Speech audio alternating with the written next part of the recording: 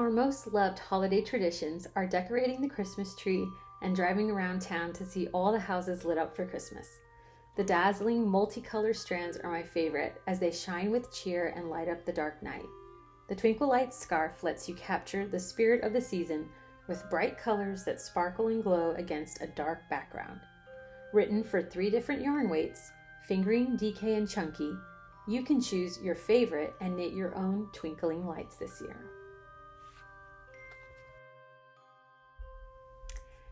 Hi, I am so excited to show you the Twinkle Lights scarf. This scarf is lots of fun. It is got bright colors and a dark background, and it is written for 3 different weights. So you can see here, this is the chunky weight 1. And I put some fun tassels on it. And I love it. It's nice. 2 skeins of chunky weight yarn is all you need. And you get a quick wrap around. And it is perfect. I love it. This one is very soft. This is Malabrigo Chunky and Malabrigo Noventa. And so that's the chunky weight. And let me show you, this is the DK weight version. And this is a spun right round yarn in Squish DK. And here are those tassels. Aren't they fun? And the navy blue on this one is a Barocco Ultra Wool DK. And I chose navy for all of my backgrounds. I just liked the way it looked. But you can choose, dark olive green, and it would look like a Christmas tree.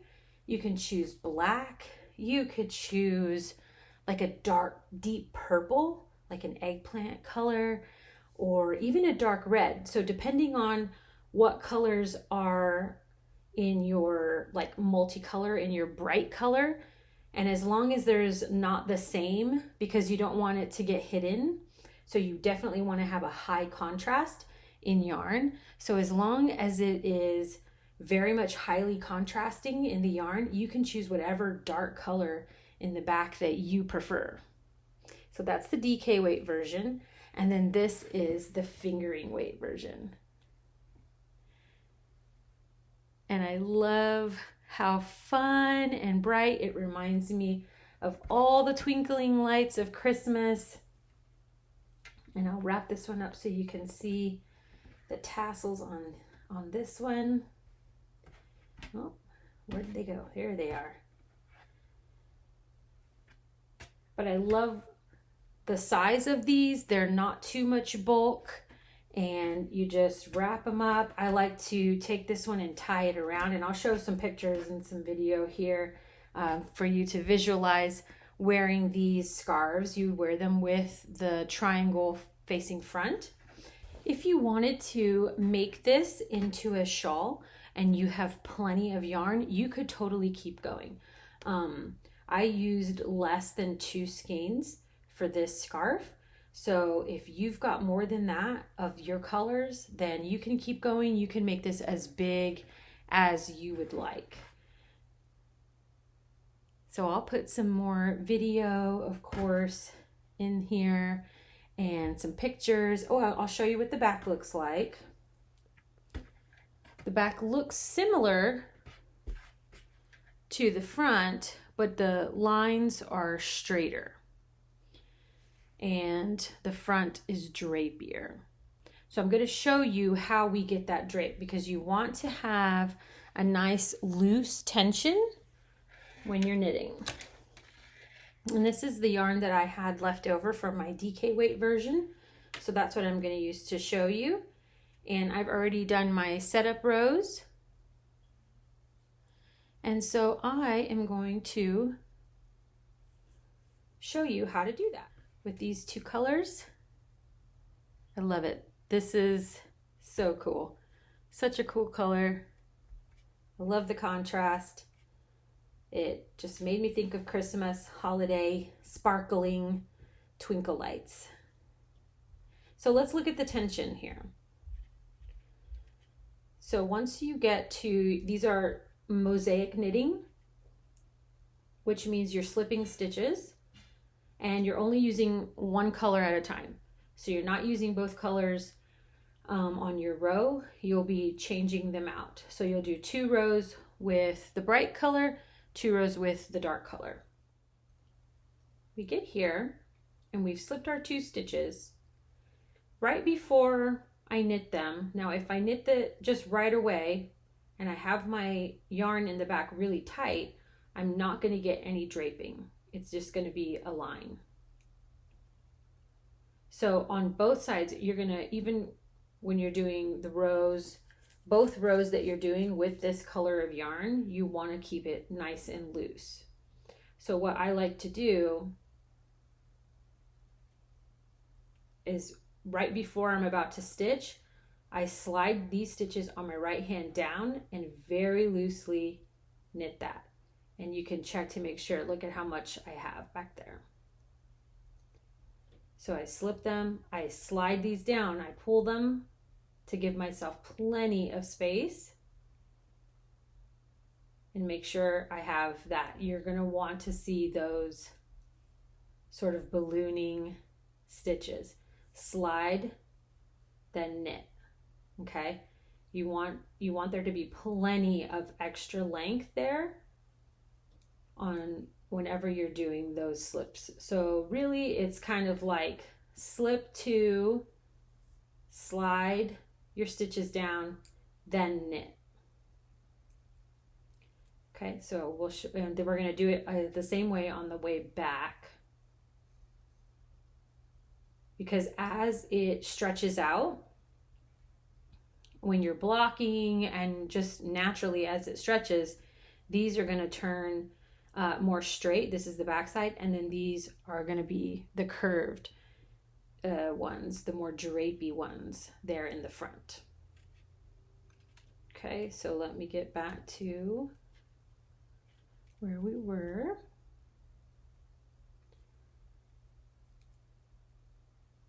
So we're slipping 2, sliding, making sure there's plenty of length. Slipping 2, and I go ahead and put my needle in, slide it down, and then loosely knit. And you should be seeing all of that extra in between there when you're looking at your stitches. So it's kind of not a normal thing to have so much extra, but it really is going to give you that look. And you can adjust if you think, oh no, I did that one too tight. You can adjust it, kind of like, you know, like when your shoelaces are too tight and you want to loosen them, you can loosen them up as you go along to make sure that you're going to get a beautiful draping stitch. And one more. So we're going to slip 2, slide our stitches down, loosely knit, and you can see there we've got plenty of length, and you can, you know, adjust it. You've got plenty of length to drape, and it looks like lights hanging, Christmas lights hanging, and I love that. That's exactly what I'm going for. And you can see from, let's see if I can get a good top view of those stitches. You can see how loose they are on your needle. And then you'll go back through with your dark colors, and that'll give you your background. So a couple of things. The tension is the first one, making sure that you keep that loose. And the second thing is, naturally with this type of stitch, there's going to be some snags. There's going to be, especially if you wear any kind of jewelry, rings, necklaces, earrings, whatever. I would recommend maybe keeping things very smooth when you're wearing them. keeping your jewelry very smooth rings, not a lot of pointy things to get snagged. But snags are sort of, a part of this type of knitting, and because the yarn strands are looser, they're a little bit more prone to snagging. Okay, so what I want to show you is how to fix a snag. Okay, so what a snag is just pulling, and it's pulling the stitches around it, right? So all these stitches here on either side are tightened. Okay, so if you get a snag, or I should say when you get a snag, you're going to loosen up those stitches around the snagged one. Okay, first of all, don't panic. Okay, snags are easily fixed. You're going to go down 3 or 4 stitches and you're just going to loosely, adjust. You're going to pull a little, loosen them up. And then what you're going to do is you're going to stretch your knit vertically, and you're going to stretch it horizontally. Okay? And you can keep doing that and adjusting. Look at that, until you're right back, and it looks great.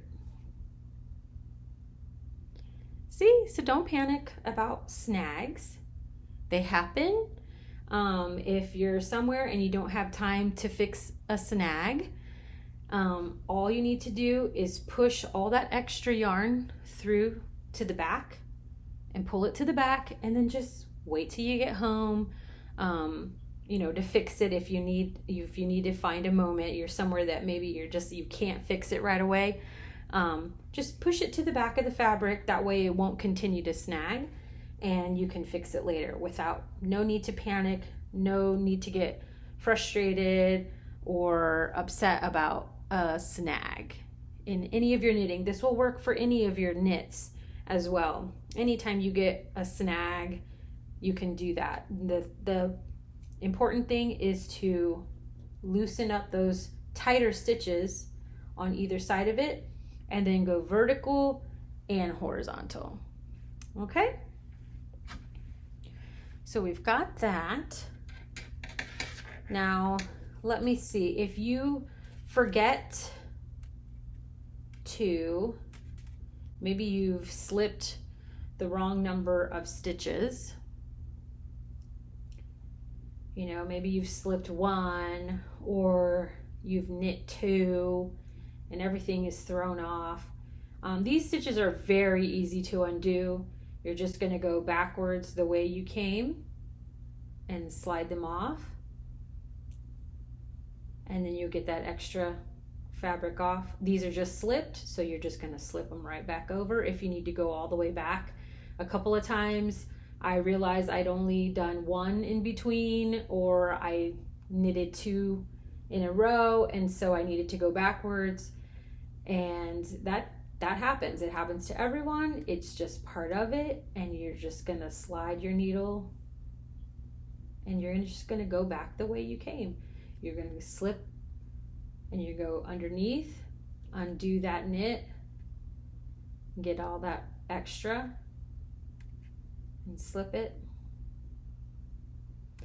and find your problem spot, fix it, and then slip, slip, slide those stitches, and then knit, creating your draping stitch, your Christmas twinkle lights, and it's gonna look so amazing. I hope that you get to knit this during the holiday season, and then every year you get to remember your favorite memories. And yeah, I hope you guys enjoy this and that you give this a try. Let me know what you think. I do recommend wet blocking these shawls, and when you wet block them, and you lay them, squeeze out all the excess, roll it up in a towel, press it And then when you lay it flat to dry, don't stretch it too much widthwise or you kind of lose that draping. And you can see I kind of, use my fingers to kind of pull the extra yarn from the back, because the back should have plenty for you to kind of, and you can kind of go through if there's some spots that just aren't draping enough.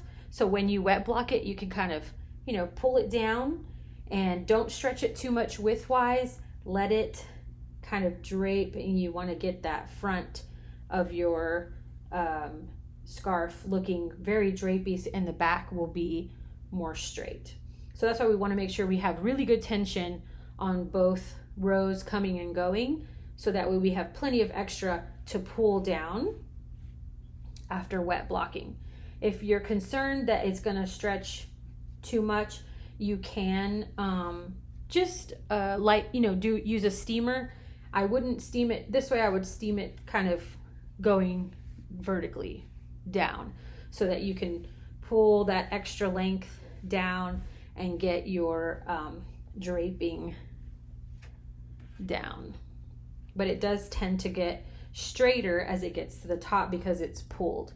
But when you're wearing it, of course, you're going to be seeing all that loose, those loose threads, which is good.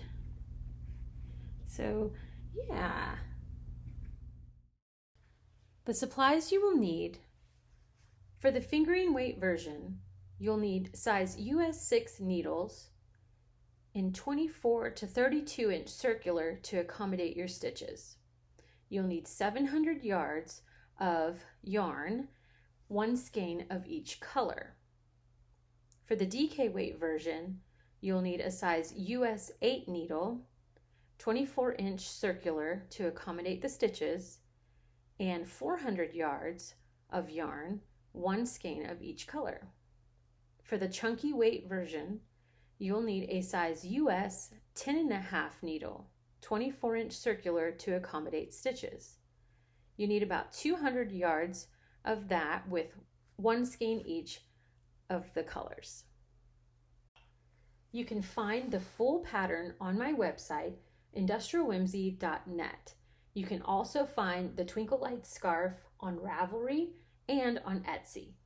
Thank you so much for your support, and be sure to check out the description box below so that you can find a coupon code and a sign up to my emails.